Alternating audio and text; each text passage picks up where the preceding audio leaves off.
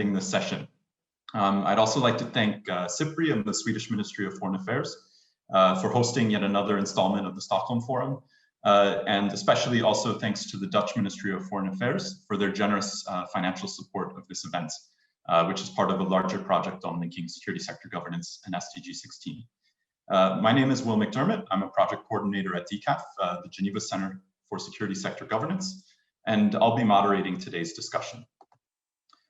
It's my great pleasure to extend you all a very warm welcome to our Stockholm Forum panel on restrictions on civil society organizations, strengthening accountability and SDG 16 amid the pandemic. At this panel, we will discuss how CSOs have been able to contribute to the realization of SDG 16 and reflect on what sorts of challenges and opportunities have been created by the COVID-19 pandemic. And we have a few really interesting perspectives today from our panelists. However, before we start, I'd like to make a few remarks on the organization of this event today. Because this is a Zoom webinar, unfortunately, all of you in attendance can't see and really speak to one another. And so to overcome this, we strongly encourage you to make use of the chat feature and to share any relevant examples. And when you do submit examples to the chat, be sure to click all panelists and all attendees so everyone can see the contents of the chat. And then also a couple of comments, after a couple of comments from each panelist, we'll then have a question and answer session. And to submit questions for the panelists, please send them through the Q&A feature and not the chat feature. And to get to the Q&A, you can click on the button at the bottom of your screen that says Q&A and submit your questions through there. And also within the Q&A feature, you can have a look at other questions that have been submitted by other attendees and vote up the questions that you think are particularly interesting. And so then we'll field the questions that are the sort of most popular and that have the most votes on them. We'll take those first. So be sure to sort of pick out the questions you think are the most interesting. I'd also like to note that this webinar is being recorded and it will be posted online later. Also, in order to overcome some of these physical and technical barriers between us, we will also be making use of polls that we'll send out to you, the audience, so to better inform and orient the discussions today. Hopefully we can incorporate some of your interests and priorities into the event as we go along. So with those technical notes out of the way, I'll move back to the substance of our event. Today, we'll be talking about SDG 16. And SDG 16 is really at the heart of the Stockholm Forum on Peace and Development, because SDG 16 is what concretely unites the peace sectors and the development sectors, which is the sort of core focus of the forum. SDG 16's objective is to promote peaceful and inclusive societies for sustainable development and provide access to justice for all and build effective, accountable, and inclusive institutions at all levels. And it seeks to accomplish this through 12 sub-targets, 6 of which we will be touching on today. And what we'd like to hear from you is which of these targets within SDG 16 are most important or relevant to you. So there's a poll that should have popped up on your screen now with the questions. And what we want to hear from you is which are the most important. They are, we've sort of condensed SDG 16 down into 6 topics that will be sort of the expertise of our speakers here today. And that's on 16.1 on reducing violence everywhere, 16.3 on rule of law and equal access to justice, 16.5 substantially reduce corruption, 16.6 effective, accountable, and transparent institutions, 16.7 on responsive, inclusive, and representative decision making, and 16.10 on public access to information and fundamental freedoms. There are a few other targets that we've left out here, which include ending human trafficking, illegal transfers of arms, and increasing participation of the Global South in international organizations, as well as a few others. But we'll be focusing primarily on these 6 today, and I think our speakers will be able to sort of share some of their experiences which relate to these. So please do fill out the poll. We'll get back to that in a few minutes once we have all of your responses there. So At DCAF, we believe that security sector governance and reform will create the foundations for a democratically run, accountable, and efficient security sector, which is fundamental to provide to people's livelihoods, to reducing poverty and the risk of conflict, and creating an enabling environment for sustainable development. Therefore, we see that SDG 16 and security sector governance generally have the same objectives, which is to create peaceful and just societies that have well-governed institutions that deliver services equitably to its people. Unfortunately, we remain quite far away from achieving these goals. In far too many countries, security sectors are not governed well and act with impunity. Security sectors can just as often be destabilizers as they can be stabilizers and provide security to the public. And so this raises the critical importance of oversight actors. There needs to be a feedback loop. When rights are violated or public funds are misappropriated, for example, there needs to be authorities tasked with shining a spotlight on these issues and rectifying them. We at DCAF see three important oversight bodies that exist in every country. Those are parliaments, independent oversight bodies, such as national human rights institutions or ombuds institutions, as well as civil society organizations. And so while parliaments and independent oversight bodies are endowed with statutory powers, CSO's powers lie within their informal powers to influence. In particular, we see that they possess 5 key functions in contributing to security sector governance. And these 5 functions are awareness raisings, in that CSOs generate public interest in key security issues and then distribute that information widely. They contribute to advocacy in that they advocate for solutions to security problems or the needs of particular groups. Monitoring and public oversight, in which civil society can monitor and oversee the performance of the security sector. Fact-finding research and analysis, which CSOs have expert knowledge and community insights, which can inform better policymaking. And finally, service provision, in that sometimes CSOs themselves assist the state or fill a void left over by the state in the provision of security and justice services. Meanwhile, COVID-19 has seen governments take drastic measures to respond to the public health emergency, and specifically often limiting the civil liberties of all people, including many active and critical CSOs. So what we want to discuss and look at as well today is how is this affecting CSOs and how they're carrying out their work. We'll hear a bit more about that today from our 3 excellent panelists. First, today we'll hear from Teresita Quintos Delis, or Ging. She is a peace activist and feminist from the Philippines. Ging has worked for many years for a variety of NGOs and CSOs, and also for the government, twice serving as a presidential advisor on the peace process there. Ging is a founding trustee at the International Centre for Innovation, Transformation, and Excellence in Governance, also known as Insight Gov, which seeks to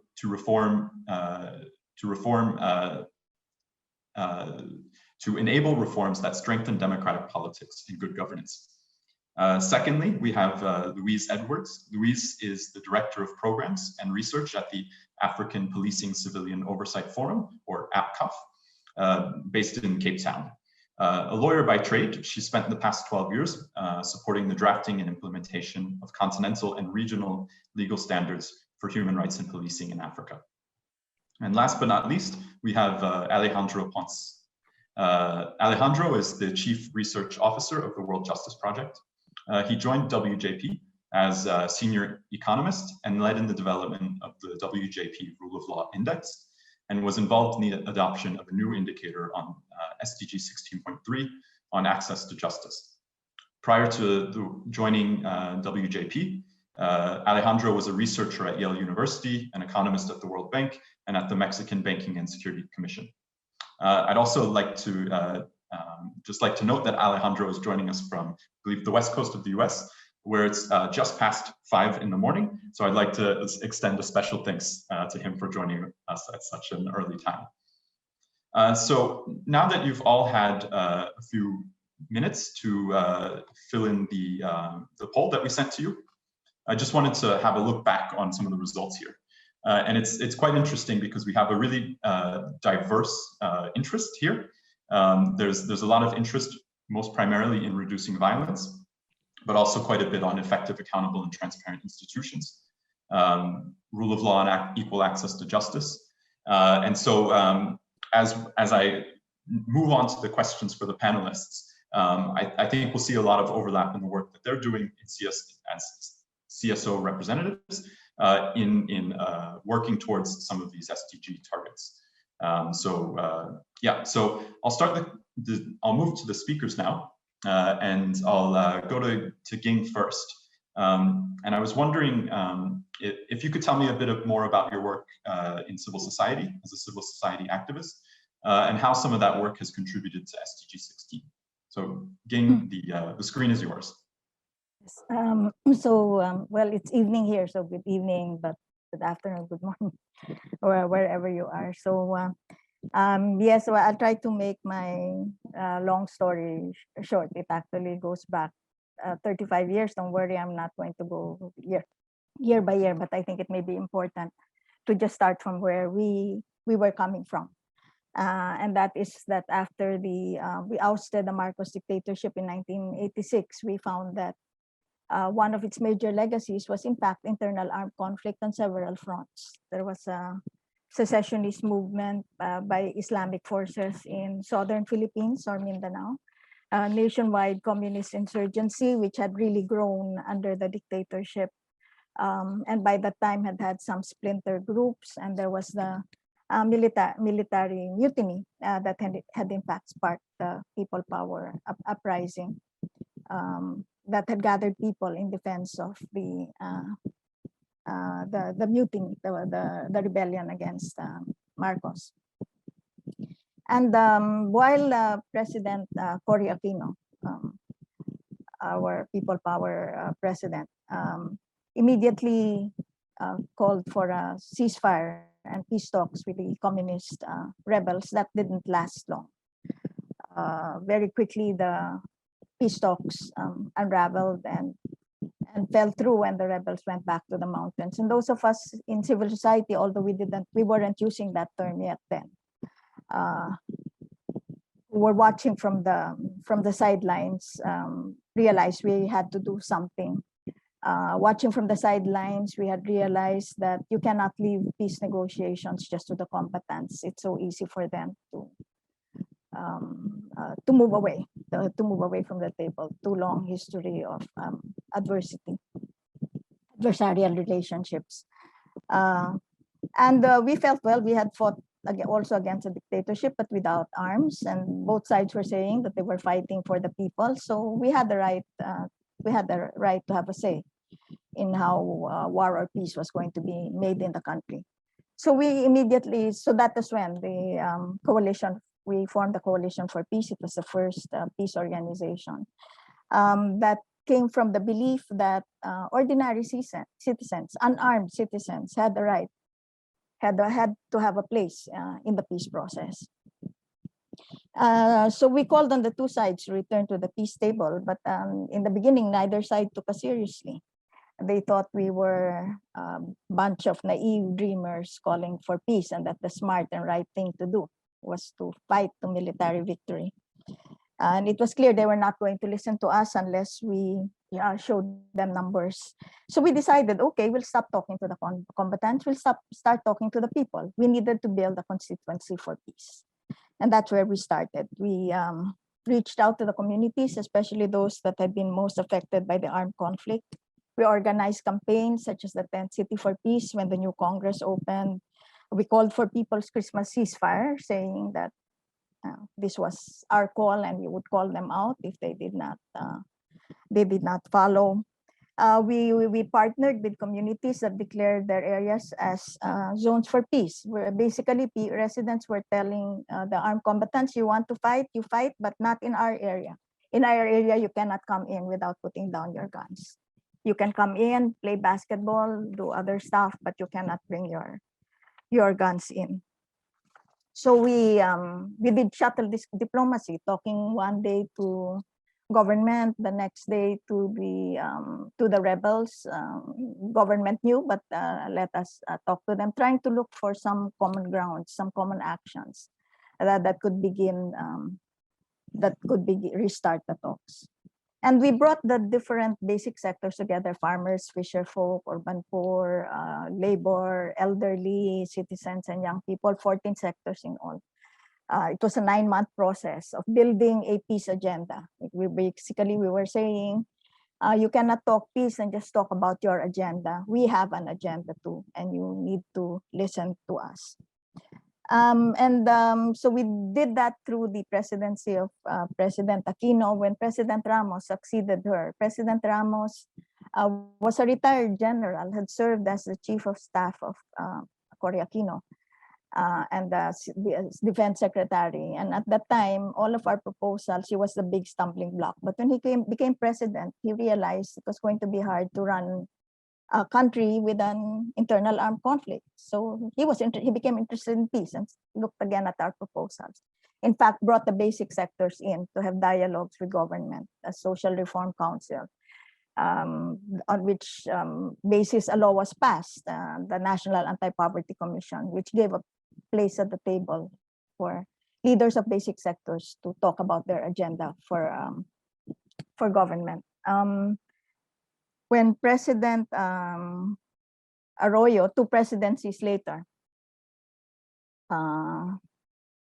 President Arroyo, forming a new government, invited me to be first the secretary or the minister in charge of the National Anti-Poverty Commission.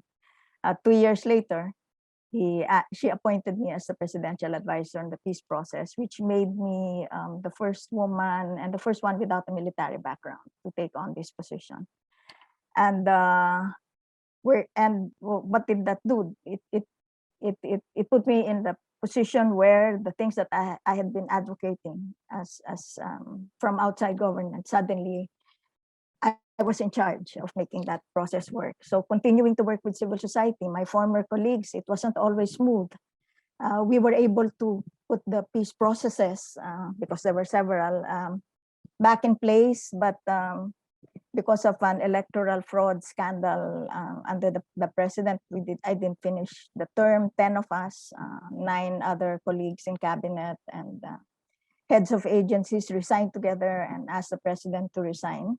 And it was then that we organized Inside Gov as a platform by which we could continue the governance work that we had been doing. We thought it was important that governance work continue and that people be able to work from inside or outside government, depending where the opportunities were. And we continued to work in areas that we had worked on.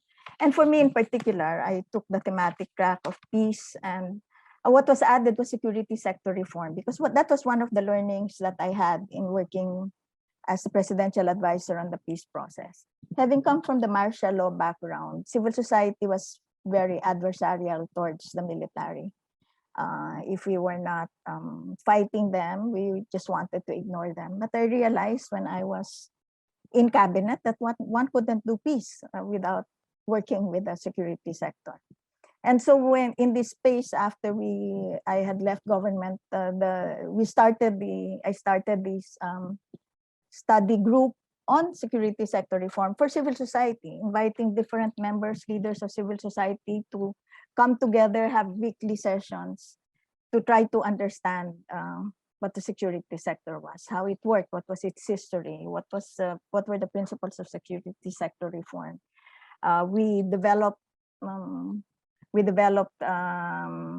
contacts with both retired and active military with whom we shared common goals. And this program has in fact birthed by now several civil society efforts in continuing to monitor security sector governance and championing. And it was by admission of one of the head of the National Defense College that he said, I first heard about security sector reform from civil society. And now it is being taught in the National Defense College. When President Benigno Aquino in 2010 was elected to the presidency, she asked me to go back to government to take on the same position. And I completed the term this time. And in the 6 years, we completed the 17 years of negotiations, to sign the comprehensive agreement on the Bangsamoro with the Moro Islamic Liberation Front, marking the end of 4 decades of armed conflict. And it is a process that is continuing to this day. We, in this process, in the 6 years, we made sure civil society's advocacies were heard. Again, it wasn't always smooth, but they knew that they could come to us, and we pushed women's leadership in the peace process. The comprehensive agreement on the Bangsamoro was the first agreement where one of the parties to the armed conflict, a woman, signed on behalf of a party to the armed conflict. So in 2016, having ended the term, I returned to civil society, and I've just completed 2 terms as chair of Insight Gov, and took on the peace and transitional justice track, which is work that we continue, and we considering the government that is now in place, the challenge now of pushing back, of strengthening democracy, of defending democracy against a populist authoritarian government is part of what we face in our advocacies. So I think I'll end there. Thanks, Gang. Yeah, that was super interesting. And I see you've already sort of touched upon a number of these different elements of SDG 16 and these functions that we've sort of formalized of CSO's functions. I mean, you talked a lot about reducing violence with the peace processes, getting people to put their arms down, at least temporarily or in certain places, but also the inclusive decision-making. You need to consult with so many different sort of groups within society to get a sort of lasting peace agreement. So that's, 16.1 and 16.7, but then also building these sort of accountability side of things, especially once you went back to civil society. You also touched upon some of these 5 functions we talked about of CSOs on raising awareness and advocating for certain things, also monitoring government progress on the sort of provisions of the peace process. Also a bit of fact-finding and research, as you've been producing these reports at InsightGov.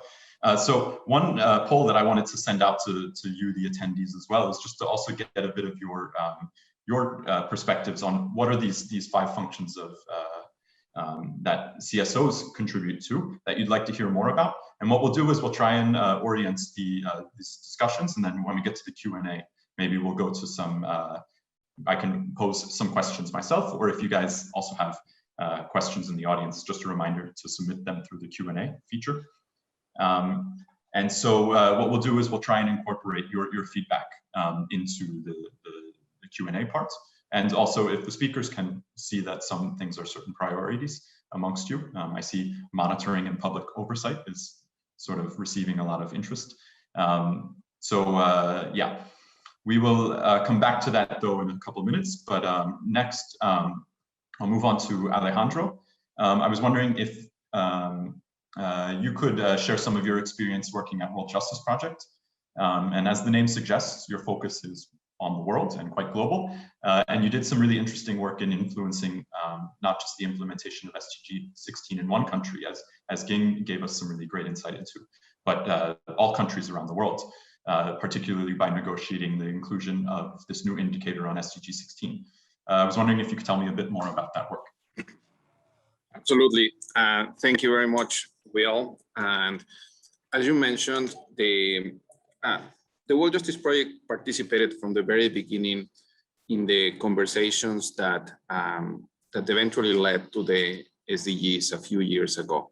So as part of this exercise, we contributed to the inclusion of the rule of law, access to justice, the concepts that these 2 elements were enablers of development. And at the time, I think part of the challenge was that, particularly for these elements of rule of law, access to justice, there were no indicators or methodologies that could actually help us to advance those goals, even agreement on what exactly those goals were or how to measure them. So at the time, the only thing that was included were a couple of indicators in the indicator of 16.3, which is rule of law and access to justice, but that really were touching on criminal justice. So which were adequate, had adequate coverage, but we're not really embracing the whole idea of rule of law and access to justice. The good thing is that they were included and there was a starting point for the conversation. Now, something that the SDGs, as you have mentioned, bring is the possibility of really rethinking the role of justice as an enabler for development or as a component of development. Usually we think justice, or the sector thinks in terms of justice in a very isolated way, different way. So what SDGs provide is really a framework to bring justice and development together. So this idea, together with the idea that justice has to be centered around people and not institutions, which is a traditional way of thinking about justice,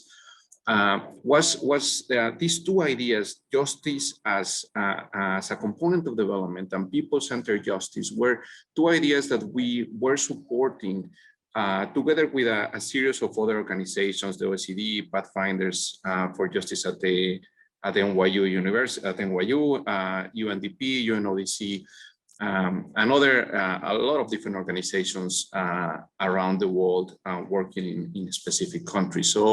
So then the SDGs really opened the opportunity to push for these two ideas, forward. Then the challenge was that this is not the traditional way of thinking about justice. So then the space of the SDGs really just open this space just first in different ways. First, just by allowing these conversations at the high level political forum, another forum that followed just as part of the events that have been happening over the last few years. Then we realized that we needed a few elements to push for these ideas. Number one is we needed documentation. We needed ideas about how to advance this. We needed coherence about the concept. So, and then the OECD actually just did a fantastic job bringing countries together to put forward some ideas and to move these in documents that can help us think about policies that can promote this people-centered justice. We also work at the same time, so that will be the how to advance it, the why advancing it. We work together with the World Bank, the OECD, and us, essentially just providing information that could make the business case of why justice is so important for development. So that answered the why. And then we realized that really the indicators could provide a framework, and given that the SDG is a framework based on indicators, that could provide really a tool, a very important tool for advancing this agenda. So what we did was first developing methodologies on if we want to generate these indicators, what will be necessary to do that. So that was the first element. And we did that in collaboration with the OECD and the Open Society Justice Initiative. Number two, as part of the data collection efforts that WJP does around the world, we collect information from the public. And we decided to include questions about access to justice, to not only say that this was feasible from the methodological point of view, but actually show the proof of concept that we were able to collect information in 100 countries and move the conversation forward from a technical point to a data conversation. Third, we eventually developed a proposal based on these two elements on what an indicator could be, an indicator that could go beyond these criminal justice indicators. And finally, just developing alliances and collaborations to pass the indicators through the channels of the UN. So eventually the indicator was adopted, and now we're entering into a second phase to really institutionalize these indicators and promote the collection of data. But what it brings is really just a way to think justice differently. So that's the importance of this indicator, which was an effort that eventually paid off. Thank you. Thanks, Alejandro. That's really interesting. Just if I can summarize some of these connections that we're really talking about is on 16.3 on the rule of law and access to justice. I mean, directly even adding an indicator. It's the most literal linkage to SDG 16.3 as possible. But you've also touched upon some of these CSO functions. You know, you as a civil society organization managed to sort of advocate, you know, for this sort of improving the quality of these indicators through fact-finding and research and analysis by providing that sort of data and evidence. And then now are continuing to do this sort of monitoring and oversight to see how it's sort of implemented. So there's a lot of these, I can also mention you did some awareness raising as well, you know, which is quite linked to advocacy, that you sort of brought this awareness there. So there's a lot of these connections of how CSOs can influence SDG 16 through just doing their sort of normal work.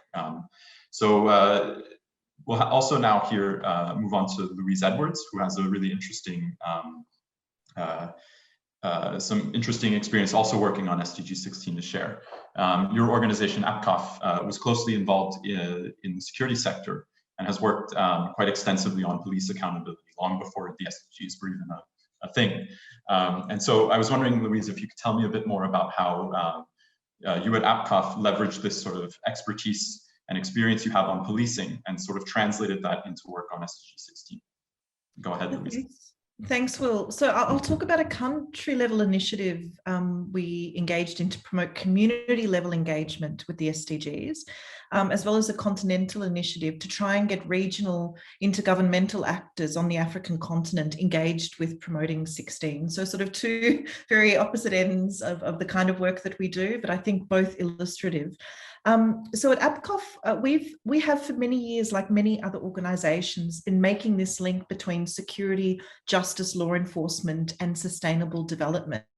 And this is particularly so given the context that we work in, where post-colonial and post-conflict security sector reform is happening in every region of the continent. So we were very pleased to see a justice feature as a distinct sustainable development goal, and we're very encouraged, we're particularly encouraged by the inclusion of particular targets and indicators. And key for us was the inclusion of pretrial detention indicators and targets around effective and accountable institutions, which is something we'd been working at national and continental level for years. So we became involved in promoting the SDGs and particularly Goal 16 at two levels. So the first was in South Africa, where we're based. And here there was a real issue with awareness of Goal 16. We understood the Millennium Development Goals, but it wasn't translating into awareness around these additional new goals under the SDGs. So we provided some technical support to the UNDP on a pilot project for some national level monitoring of Goal 16. And it was work to try and build the capacity of local level actors, the communities, to participate in the measurement of these new goals. And that work included direct work with Statistics South Africa, which is the government agency delegated responsibility to not only report, but importantly in this context, to develop the tiered indicators, the national contextualized indicators for proper measurement of the SDGs in South Africa. And why this was important is that it gave a voice for civil society, not just number crunchers at the state level, to say, what is it that we want to measure? What are our security and our justice priorities, and how do we want them reflected and measured in terms of the SDGs? And we developed as part of that some accountability tools, some accessibility tools, which are available on our website for anyone interested in terms of that engagement. And then just finally, we worked at an African regional level to do some initial work to highlight the justice and policing issues as cross-cutting across the SDG agenda. So thinking here, of course, of the additional goal 11 and the goals related to gender equality as two examples. So we published a discussion paper with the Danish Institute for Human Rights on integrating justice and security into the ongoing sustainable development planning in Africa. And it was done very early on in the SDG process to try and made recommendations to get the attention, particularly at AU level, of the need for contextualized national and regional indicators that take into account a lot of the SSR reform thinking and progress that was happening at the time. And that is also available on the website. So yeah, so we were trying to work at intergovernmental level to get SDG 16 embedded within that ongoing SSR, a security sector reform work, as well as at local level nationally in South Africa to get the community involved in setting the indicator development agenda as well as monitoring. Thanks, Louise. That's really interesting. And you've very concretely linked exactly to these points on monitoring, a bit of awareness raising and advocacy, especially at the outset. SDG 16 was a new concept. It took a bit of time for people to understand what it was. And I mean, we're still working on it today, 6 years now after the agenda was adopted. And so, yeah, I mean, also Alejandro touched upon this point a bit earlier about how SDG 16 was quite sort of groundbreaking in that it's sort of really concretely linked to justice with sustainable development. Also, I'd add peace and sustainable development, or peace and security and sustainable development, which is also a bit of a novel concept. There's been a lot of talk about it, but this is really sort of translated it directly into sort of policy work on these linkages between peace and security and sustainable development.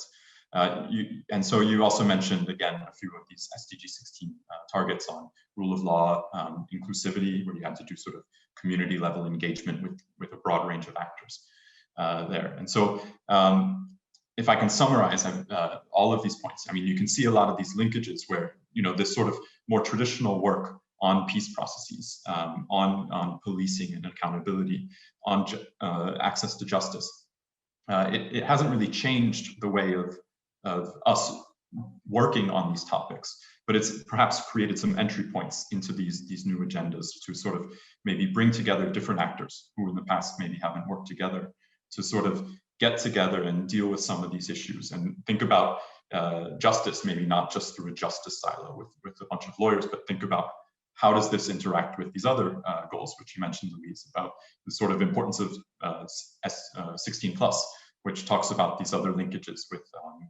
16 with other linkages like 5, 11, 10 on reduced inequalities as well, to have this sort of holistic approach, a human, people-centered approach to justice and a people-centered approach to peace, which are important concepts.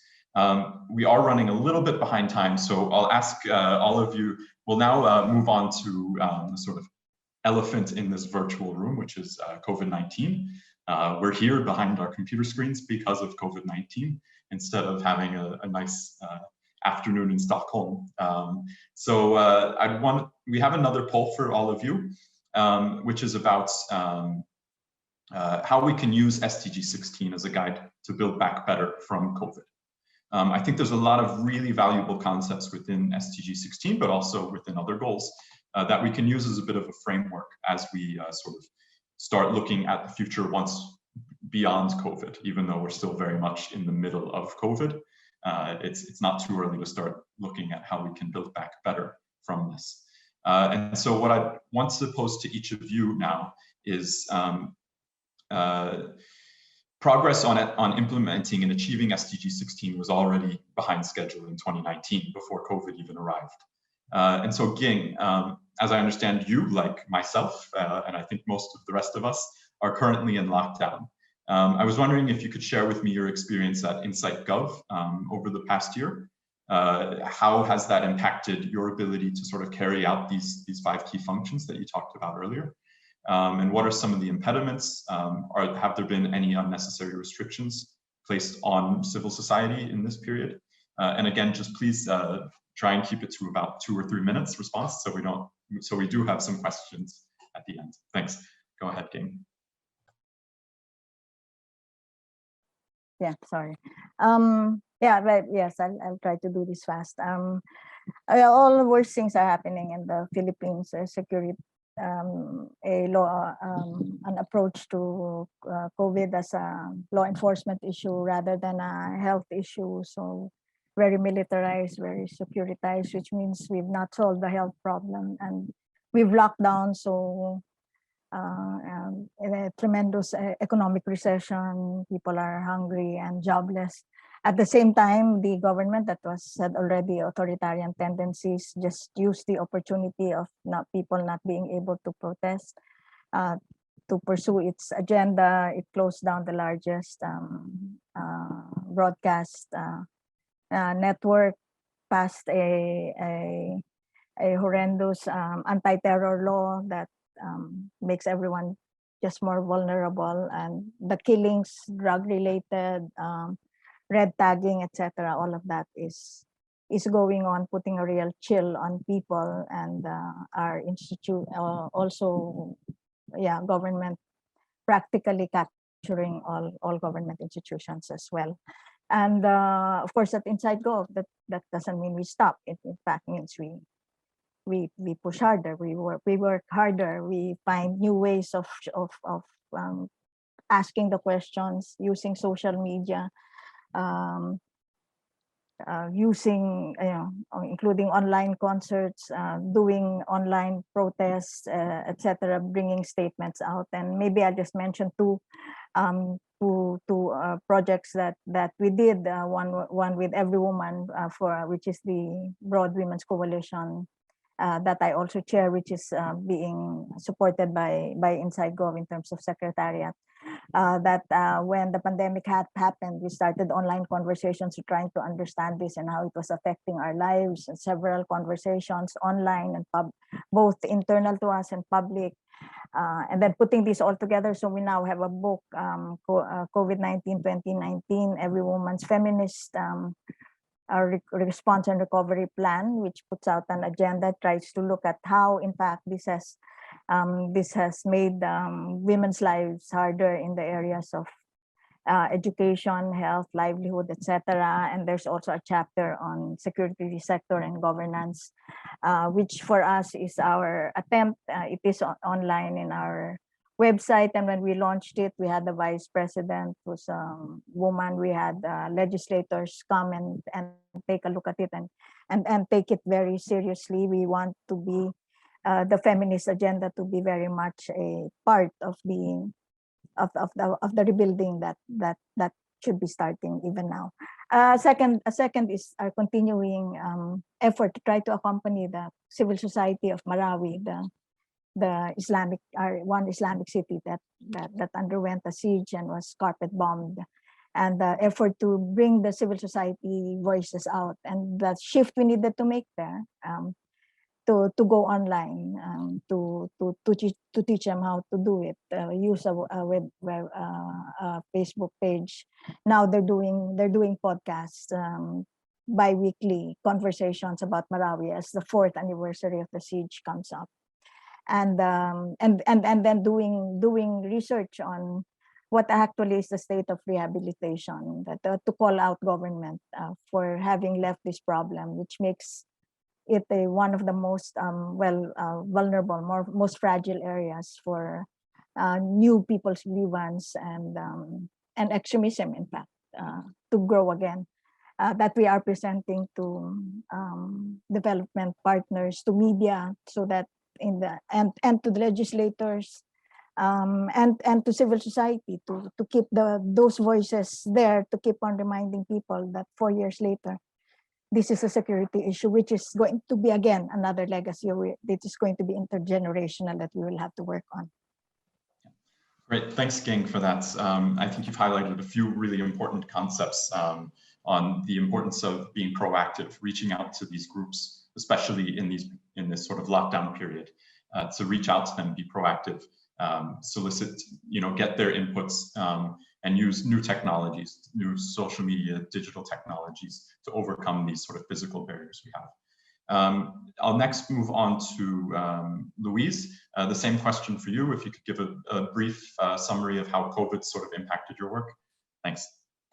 Yeah, I mean, it's been significant. So we're actually working with partners from the Open Society Foundation and Fair Trials to try and assess and address some of the challenges in relation to accessing justice and rights-based policing, but also how to preserve beyond COVID some of the interesting innovations that have actually accelerated some of the issues that we and others have been pushing for years.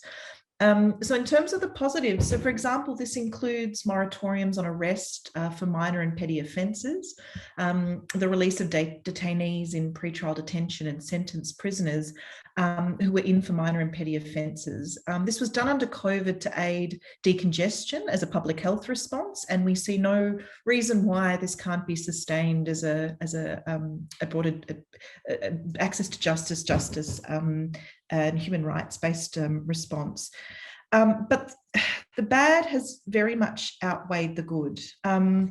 What we've seen as a key issue has been very similar to what we've just heard in the Philippines, has been the securitization of COVID-19 containment responses and the disproportionate impact that's had on the poor, the marginalized, but also people who are otherwise usually criminalized because of their status. And I'm thinking here, people who are homeless or in informal housing, and people who work in the informal economy. So across Africa, states deployed a range of extraordinary measures, and most of those measures limited access and use of public spaces and introduced curfews. So the question then from a developmental perspective is, how do you isolate or respect and respond to curfews when you rely on access to public spaces to put food on the table or to live if you have no housing or you're in informal housing, relying on public and communal hygiene facilities?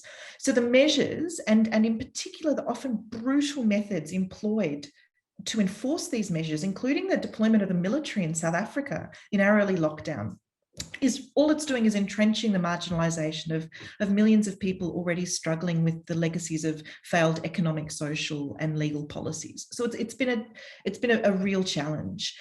In terms of our own work, we saw a reduction in the capacity for oversight of law enforcement actions. So this included things like closing courts, the use of remote hearings, limitations on access to places of detention and policing operations by families, by monitors and other oversight actors. There has been a continental response to this, so that we've got Resolution 447 at the African Commission level.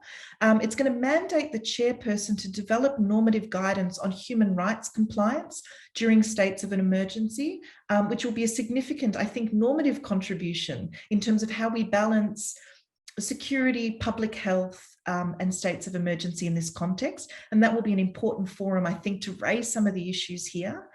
And then just my final remark is what it means in terms of the SDG stuff. And look, certainly in terms of Goal 16 and pretrial detention indicator, the actions of some states have demonstrated that we can reduce the numbers of awaiting trial people if we rethink the use of arrest and detention for minor offences, and we focus on divestment, reinvestment, and public health responses. And I think we need to pursue that, and it needs to become something certainly for us and our partners, something we pursue.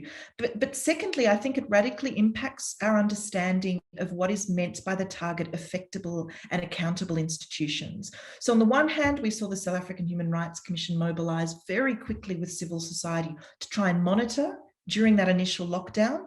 But the counteract to that is that we saw an almost complete shutdown of the capacity of oversight to operate in terms of the security sector.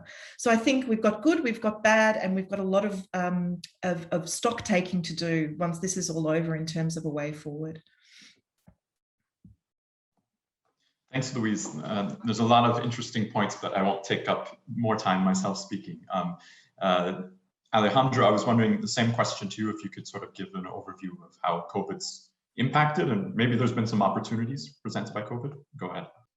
Yes, yeah, I will try to go very quick. So I mean, we know that from COVID, many people actually suffered legal problems, just problems that range from domestic violence to debt, housing problems, unemployment, and so on.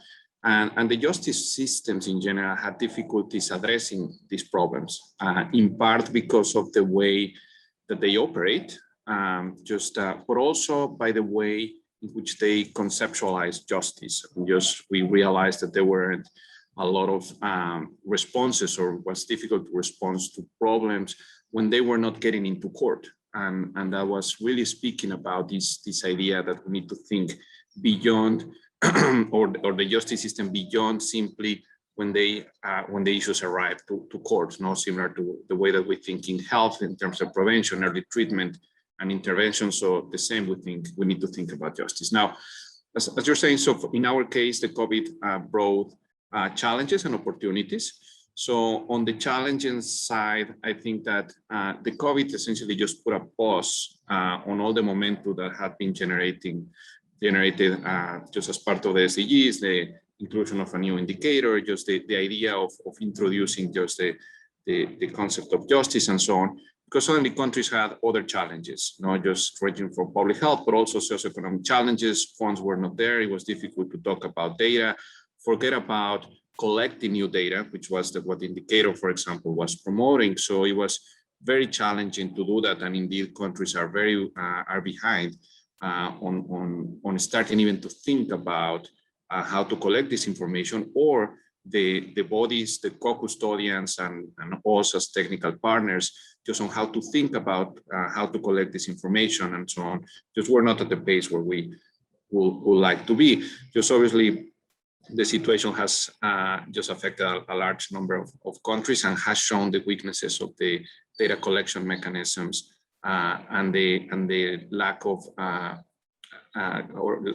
just that essentially the administrative systems are not adequate for collecting information, particularly disaggregated information that can inform the situation of disadvantaged groups. So at the same time, it brought an opportunity in the sense that it accelerated some processes in the justice sector that this justice sector traditionally has been just very difficult to move in certain directions. So then I think the pandemic has brought some innovation just to the justice sector, has made many people conscious of the need to think beyond just the justice system as courts, but really think about prevention. They have, I think, has also made many people aware of how important information is really just to guide decisions. So those I think have been opportunities brought by the pandemic, which just can help just in promoting this idea of people-centered justice. Thanks, Alejandro. Yeah, it's a lot of really great points. I think what's been really also interesting about the SDGs is that it's tried to take a very data-driven approach, dealing with facts and not sort of esoteric concepts. But then often we didn't have the facts to define what we wanted, what we sort of attempted to create. So you make some really good points about developing this data, coming up with ways that actually cut to the heart of what we're attempting to accomplish, and not just use the maybe imperfect data that we already have available, and broaden our thinking on that. I'll now shift a bit to the Q&A. Remind everyone that you can submit your questions via the Q&A button at the bottom of the screen. But we do have a few questions already and several of which that seem to be a little bit popular, more voted on and more liked than others. So the first one is about how CSOs and parliaments should interact in relation to the implementation of SDG 16, and which institutions can guide these types of interaction is one question. So how do CSOs and parliaments, how can they work together? And then I'll just add another question on to it so we can sort of package them together. The next one is from Paul Walker, which is how do we encourage civil society, including non-governmental experts, to actively participate in annual conferences of multilateral organizations? And so how can we get CSOs to be sort of more prominently focused in a lot of these international organization and multilateral organization meetings? So first, I'll hand it off to Ging. You go first, if you can just respond in just a couple minutes. Thanks. Yeah, on the sorry, I had looked at can I go to the one that asked me directly about what are strategies that we can do considering the populist and authoritarian government that we are facing with? What civil society strategies? It was in the Q&A. Can I just go straight into Yeah, go ahead. Yeah. Yeah. So I think as civil society under authoritarian and populist government, which means it remains popular.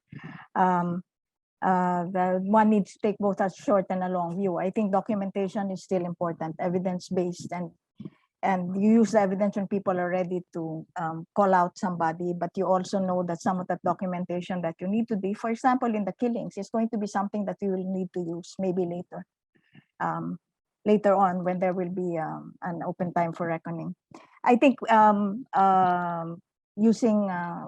developing safe spaces for people to talk, that's important. So in fact, in our work on misogyny, there are private spaces where we talk, but there's also a public page to call out misogyny. That's the same thing with Marawi. We would take them out from there so that they could talk among themselves and then decide when they were ready to do public statements, but the safe spaces for people to be able to come together, learning how to do digital work, social media work, responding to the trolls. It's important because people gain confidence when they know that the trolls in fact back out when you answer them in a certain way. Coalition building. So talking again within the sector and talking across sectors, we need to do that. We need to do that again, having conversations within sectors and across sectors and between political parties. And as a matter of fact, to go back to the first question, the importance of being able to identify allies in parliament, even though they are so few, but there are people, and some of them are very brave, and you can bounce against each other.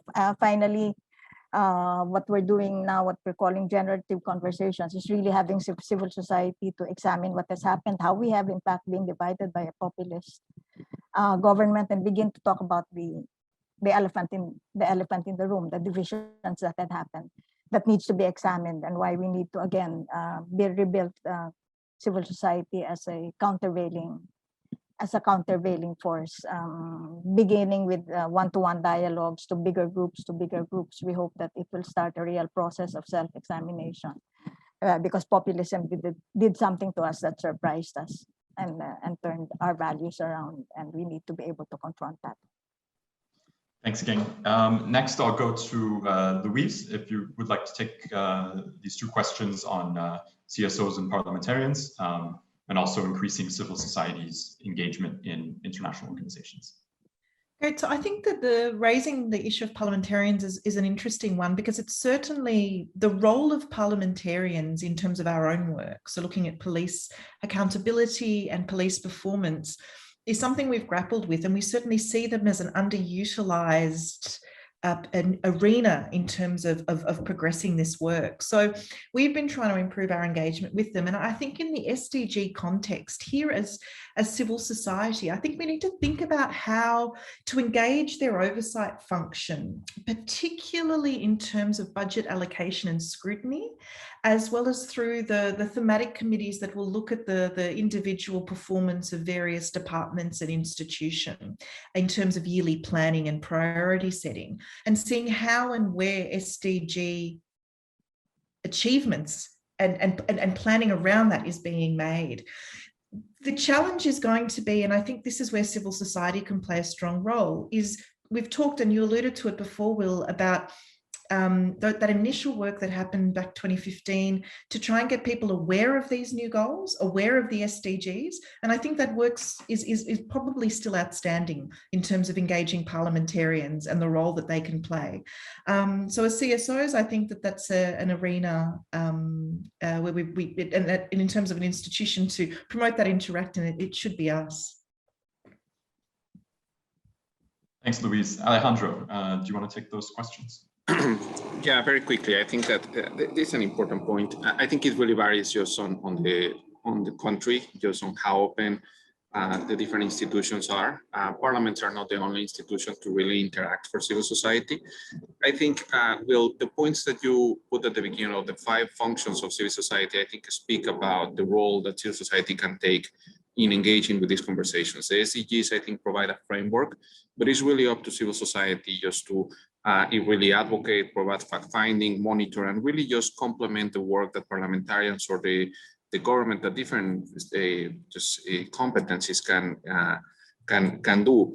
Something important, I think, something that Glenn mentioned before is this that facilitates that interaction is just not seeing this as a contested space. And I think obviously this is something that depends on the topic, but also just on trying to find common ground to make progress and just how civil society see themselves rather than simply advocating just for particular things, but really just having an agenda just that is more structured and that can be institutionalized. I mean, that can lead to actual change. I think that's something that it's important, not simply raising the hand, but also just providing solutions, analysis, framework that can help just move some policies.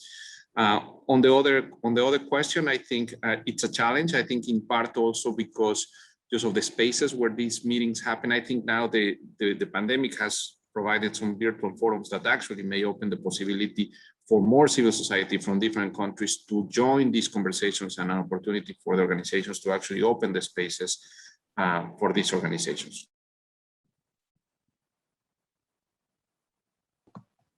Thanks, Alejandro. I apologize to all of you who have asked some other questions, but I think we're running out of time a bit right now. So I'll try and do my best to sort of wrap up all of the points made here. One thing is we also wanted to sort of go back over some of these polls that we had asked of all of you. The first one was about which of these SDG 16 targets are most interesting to you. The one that was most popular was on reducing violence on 16.1, but there was a lot of interest on rule of law and equal access to justice, effective, accountable, and transparent institutions, responsive, inclusive, and representative decision-making, and as well as a little bit less on access to information and reducing corruption. I think you've heard a lot of different examples of how these three CSOs here have contributed to these different SDG 16 targets. Then the second poll was on what CSO functions would you like to hear more about? And I think we've actually touched upon all 5 of these functions, even the service provision in that, especially when Alejandro was talking about developing these indicators, it was sort of doing the work of the UN, who was tasked with developing these indicators. There's a bit of service provision overlap there. But also a lot of awareness raising, a lot of advocacy, and especially a lot of the specialized expertise that civil society organizations have in developing the research, fact-finding, and analysis, and then following up on that and saying, okay, how are these new policies or these new promises by the governments, are they living up to these promises, and monitoring and following up on those are key, are really important. Then on the final poll, which is on then what are the targets that should be at the heart of COVID recovery efforts, the most important one was on effective, accountable, and transparent institutions. And I think this is of critical importance, and I think it's a point that Louise had made. How can we continue though to develop? How can especially CSOs and all of this continue to sort of push for these demands of effectiveness, accountability, and transparency when it was already hard enough before COVID for CSOs to sort of influence government. How can that be done now when there's fewer public spaces to sort of affect this change? And I think Ging gave a bunch of really good examples of using these sort of digital spaces and taking advantage of these spaces as you go, despite these sort of lockdowns and quarantines that are imposed on us, to just keep these conversations going, engage with a broad range of stakeholders in society, and keeping, more or less keeping these same discussions going that had been going on before, and maybe even reaching out, being more proactive now that there are these impediments out there. I'll now, unfortunately, we're already a few minutes over time. I'll now need to sort of bring all of this to a conclusion and do the last thank yous. So I'd like to thank all of you in attendance for attending, asking for asking a bunch of good questions. Fortunately, we didn't get a chance to go to all of them, and also participating in the polls and giving some of your insights. I'd like to also particularly thank our 3 panelists today, Ging, Louise, and Alejandro, for taking their time out of their days to share their insights. In addition, I'd also like to thank my colleagues Merle Jasper and Alexandra Preperier, who have been behind the scenes making sure that this event has run as smoothly as it has. So a big thanks to them for their assistance with this, and as well as to SIPRI and the Swedish Ministry of Foreign Affairs for giving us this panel at the Stockholm Forum today. And last but not least, we want to thank again the Netherlands Ministry of Foreign Affairs for their financial support in making this event possible and supporting our broader project on security sector governance and SDG 16. If you do have any questions that we didn't get to and would like to follow up on them, please send me an email. My email is w.mcdermott@dcaf.ch. You can also set up a meeting with me or one of our panelists here in the Stockholm Forum platform on Canopy. If you go to the meetings tab, you can sort of propose a meeting to one of us, and I'd be happy to keep this conversation going, and I'm sure the 3 panelists here would be happy to respond to. So without further ado, thanks very much, and that about wraps up the event. So.